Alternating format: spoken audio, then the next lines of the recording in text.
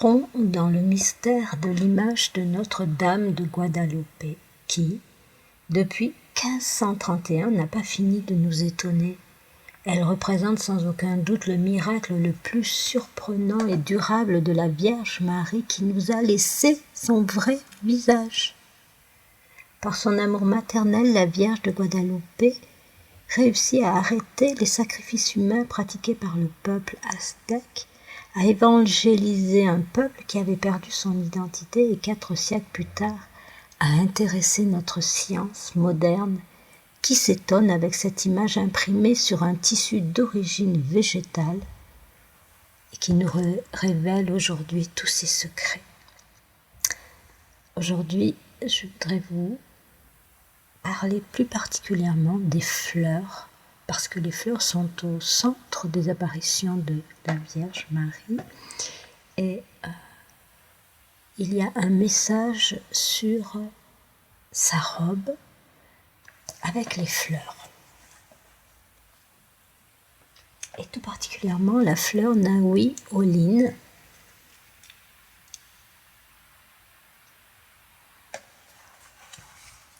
Alors cette image est pour les Indiens un codex, une écriture pictographique qu'ils avaient l'habitude de lire, car ils vivaient dans une culture où les arts, les croyances et la connaissance étaient transmis à travers des signes pictographiques. Ce codex parlera aux hommes de science et à travers eux au monde entier en nous étonnant par sa profondeur et sa simplicité. L'image et son message véhiculé à travers les apparitions de la Vierge de Guadalupe ont été donnés pour le monde entier. L'apparition s'adresse à un laïc qu'elle envoie chez l'évêque, lui demandant la construction d'une petite maison de Dieu pour y honorer son fils et fonder une civilisation de l'amour. Dans cette relation laïque-ecclésiastique, l'évêque demanda un signe. L'Indien, témoin du miracle des fleurs sur le Tepeyac, portera les roses de Castille à l'évêque qui tombera à genoux devant l'image en couleur de la Vierge. Le monde indigène est anobli, le visage métis nous rappelle l'union des Espagnols et des Mexicains, l'égalité des êtres humains et l'humilité du cœur. L'expression du visage avait une importance particulière dans le monde nahuatl, car le mot s'y référant ixtli, visage, était aussi synonyme de personne. Par conséquent, l'expression de tendresse que l'on observe dans le visage de la Vierge est celui d'une mère qui contemple son fils avec amour en lui transmettant toute sa protection maternelle et qui nous communique à nous tous son immense intérêt pour le genre humain. Qui plus est, la tête inclinée de la Vierge nous donne l'impression qu'elle regarde de côté. Expression nawati, synonyme de prendre quelqu'un en considération quand on le regarde, tel qu'exprimé par l'essence des verbes employés à cet effet. Tenakadzita, voir par une oreille une personne. Tenakadzklashia, regarder par une oreille une personne. Le regard d'amour et de tendresse de la Vierge, conjugué avec ce regard de côté, est un des nombreux signes d'inculturation, c'est-à-dire qui apporte l'évangélisation, la bonne nouvelle, de l'image dans le monde indigène où aucun détail ne fut négligé, comme nous le verrons tout le long des apparitions. Donc dans les apparitions de la Guadalupe, à un moment, Juan Diego essaye de l'éviter pour aller retrouver son oncle qui est très malade et il voudrait arriver très vite au chevet de son oncle, mais la Vierge le rattrape sur son chemin et lui dit « Mais ô toi, mon fils, mon petit dernier, où vas-tu? Où te diriges-tu » Et vous allez voir dans cette prière, c'est là qu'apparaît le tout début de la signification du Nahui Olin, donc cette fleur à 4 pétales qui se trouve au centre sur le nombril de la Vierge, là où l'enfant, là où elle est enceinte et l'enfant roi. Alors elle lui dit « Écoute mon fils, mon petit dernier, et sois sûr en ton cœur, ce n'est rien ce qui t'angoisse, ce qui te frappe, que ne se trouble ni ton visage ni ton cœur.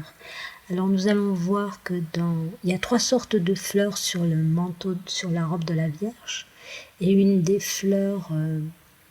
a une des fleurs qui rassemble sur son dessin le cœur et le visage. Donc elle lui dit que ne se trouble ni ton visage ni ton cœur et ne crains pas cette maladie-là, ni aucune autre maladie, sois sans angoisse. Ne suis-je pas ici, moi qui suis ta mère? N'es-tu pas sous mon ombre et sous ma protection? N'es-tu pas sous mon ombre, Juan Diego, à l'ombre de la Vierge que l'Esprit Saint a couverte et couvre de son ombre et qui protège son enfant? Les amoureux du visage de la Vierge de Guadeloupe découvrent des ailes déployées d'une colombe stylisée sur le front de l'image.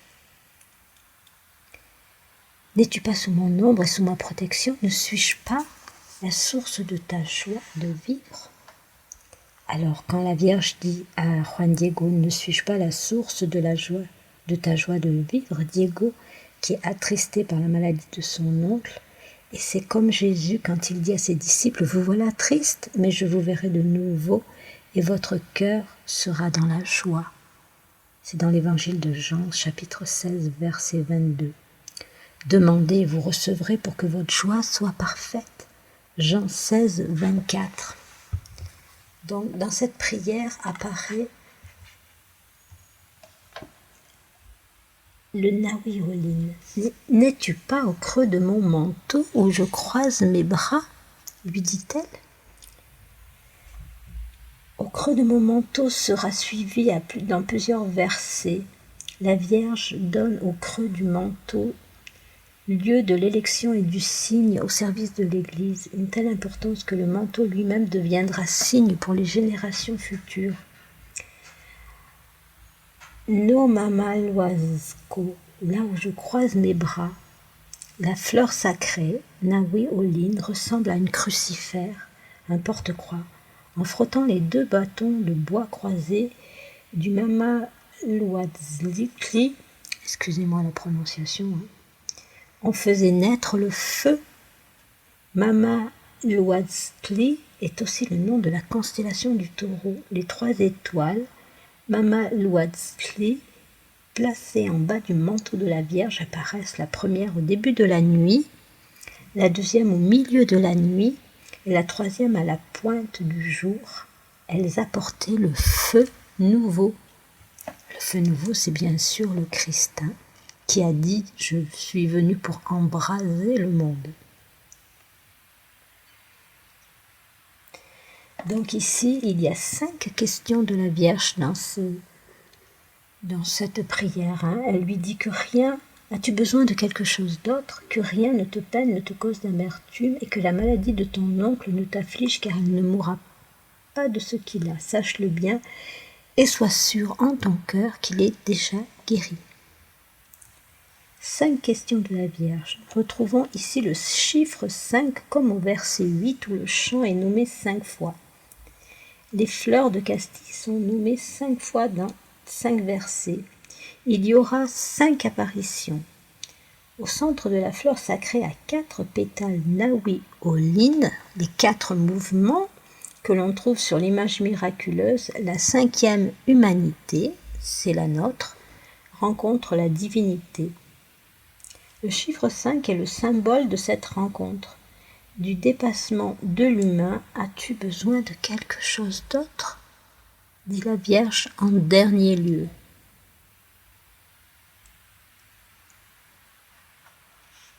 Donc la fleur, ça correspond aussi au chant. Selon la philosophie aztèque et le concept de dualité, fleur et chant associés figurent la vérité. Le récit commence par les chants d'oiseaux et se termine par les fleurs. In Quetzalcoatl, in Xochitl. Castillan. Ce mot sous sa forme nahuatl apparaît 5 fois dans le Nican Mopoa. Le Nican Mopoa, c'est le récit des apparitions de la Vierge par un Indien qui a été donc le témoin de tout ce qui s'est passé à cette époque. Les fleurs de Castille, ainsi nommera-t-on plus tard les roses, sont pour Juan Diego et les autres les fleurs d'un autre monde, d'une beauté suprême. Alors les fleurs annoncent le fruit.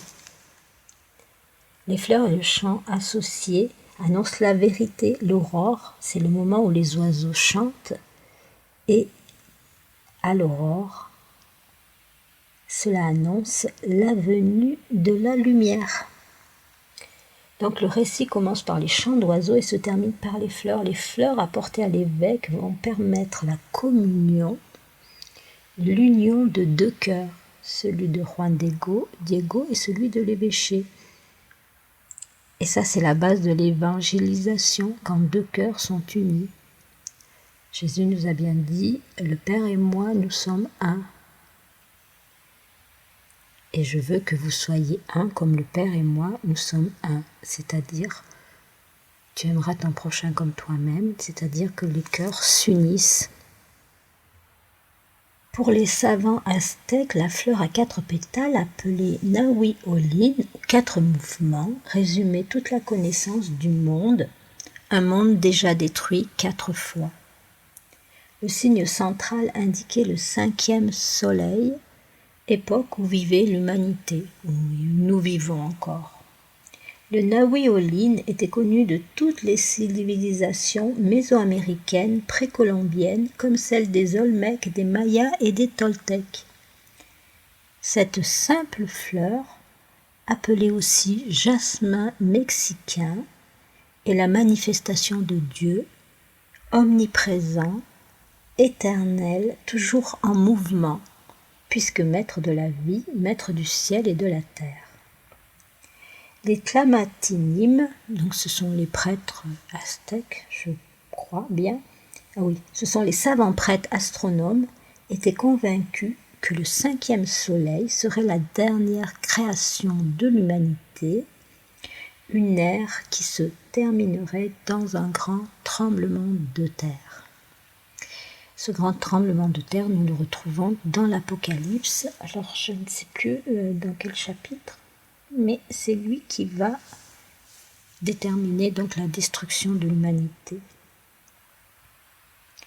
Cette fleur à 4 pétales est aussi la fleur solaire, toujours en mouvement, le soleil étant fêté le jour de la fête de Nahui Olin.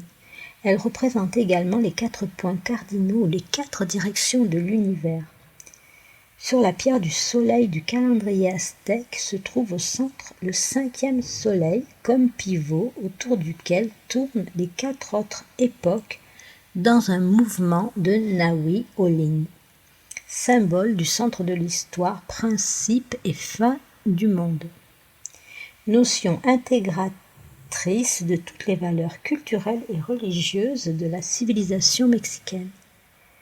Le chiffre 5 fait référence à la relation entre l'humanité et la divinité. C'est comme dans le bouddhisme tibétain, donc le Om,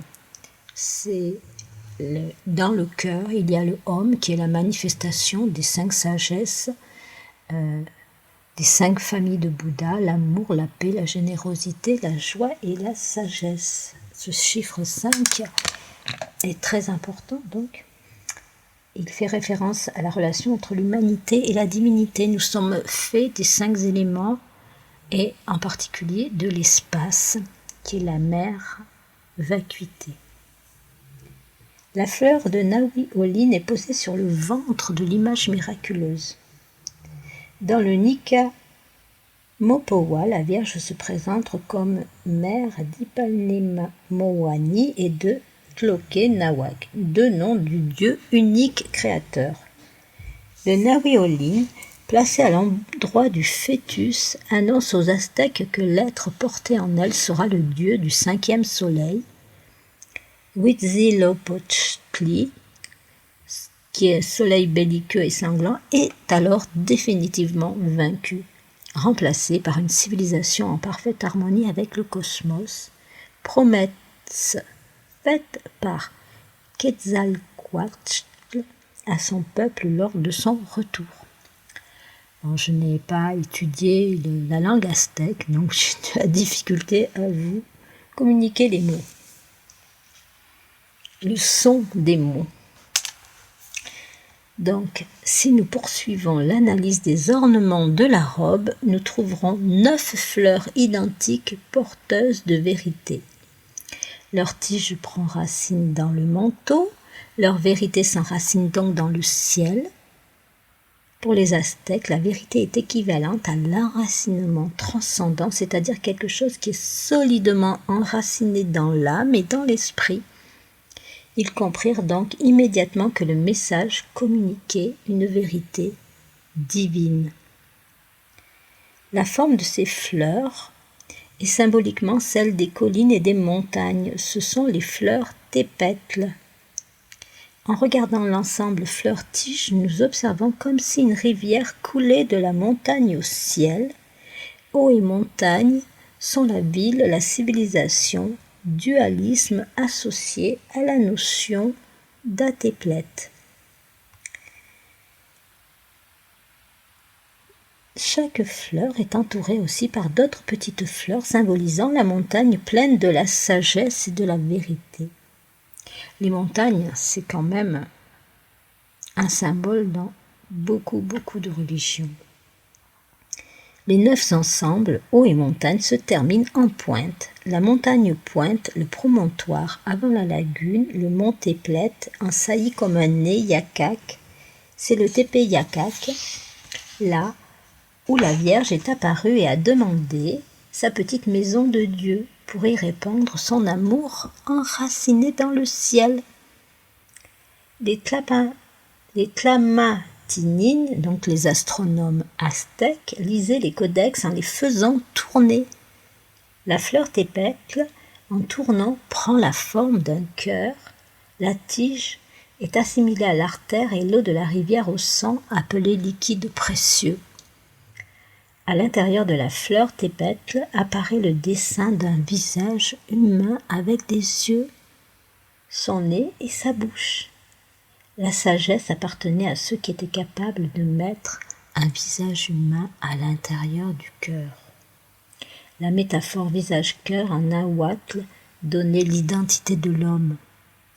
Les ornements de la robe nous enseignent donc qu'un enfant roi nous est donné, amour des visages et des cœurs. Entendons cela avec les yeux de l'amour et de la charité qui nous donnent un cœur qui sait palpiter. Je leur donnerai un seul corps et je leur donnerai un seul cœur et je mettrai en eux un esprit nouveau. J'extirperai de leur chair le cœur de pierre et je leur donnerai un cœur de chair. Ézéchiel, chapitre 11, verset 19. Si nous dirigeons notre regard vers les mains de la Vierge en prière, nous voyons près de ses mains jointe une fleur tépètle, cœur de visage et visage offert à son enfant.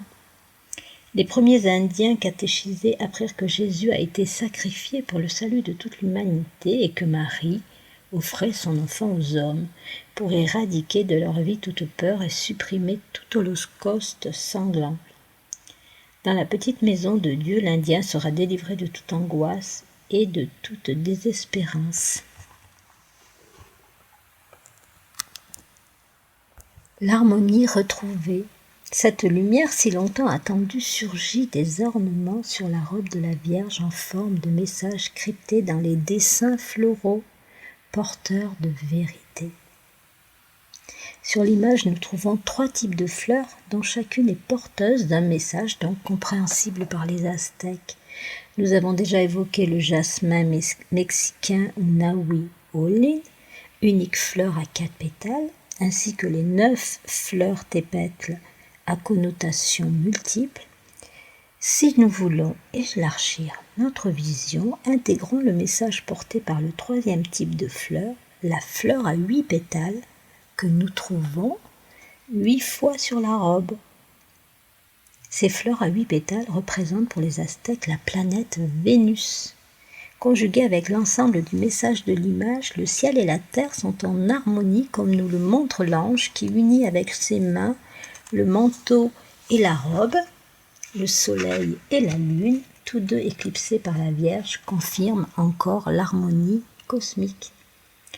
Les prêtres aztèque instruit en astronomie et cosmologie était responsable de la mesure du temps et de la compréhension des signes des cieux à l'aide de leur système complexe à 3 calendriers. Ils comprirent que l'ensemble des pictogrammes sur la tilma suggérait une harmonie de ce système calendaire. Le Soleil et Vénus étant aussi dans un équilibre.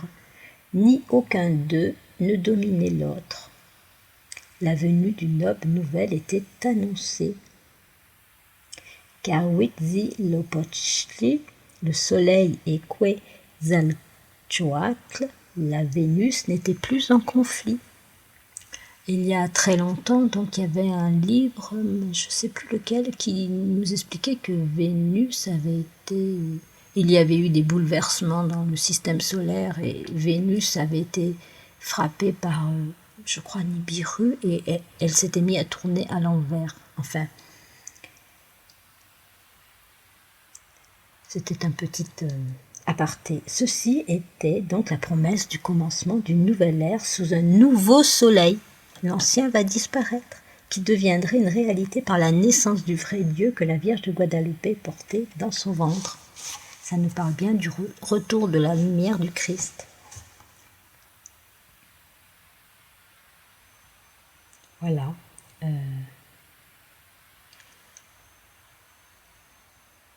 Donc, dans le grand livre des Espagnols, Dieu promit que quelqu'un né d'une femme nous rendrait le sourire, nous retirerait le mécapal. Alors, le mécapal, c'est l'outil pour porter les objets lourds chargés sur le dos, une courroie placée sur le front, en faisant référence à l'esclavage. Le Christ est venu nous dire déposez-toi à mes pieds, je vous porterai.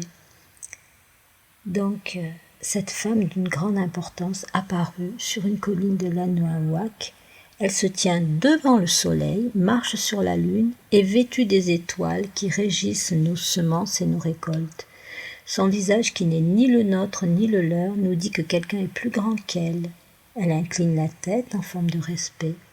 Cette femme nous dit aussi que nous pouvons mettre les cœurs entre ses mains sans les arracher pour les offrir à Dieu.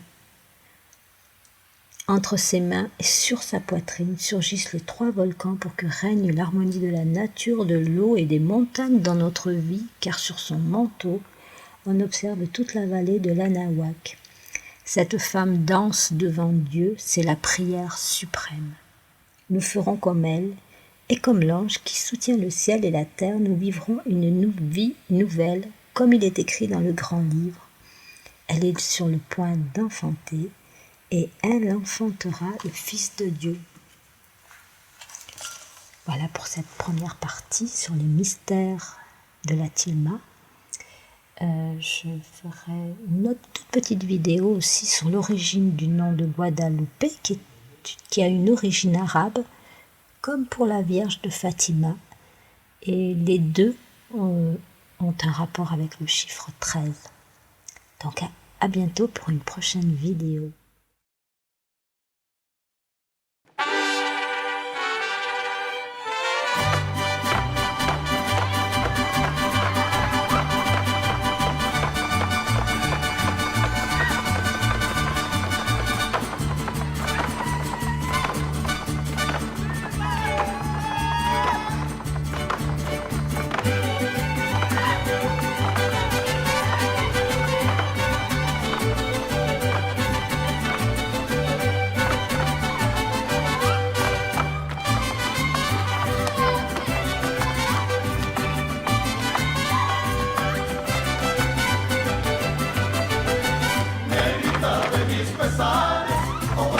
Volando, negrita de mis pesares, vamos a papel volando a todos, diles que sí, pero no les digas cuánto así me dijiste a mí, por eso vivo penando.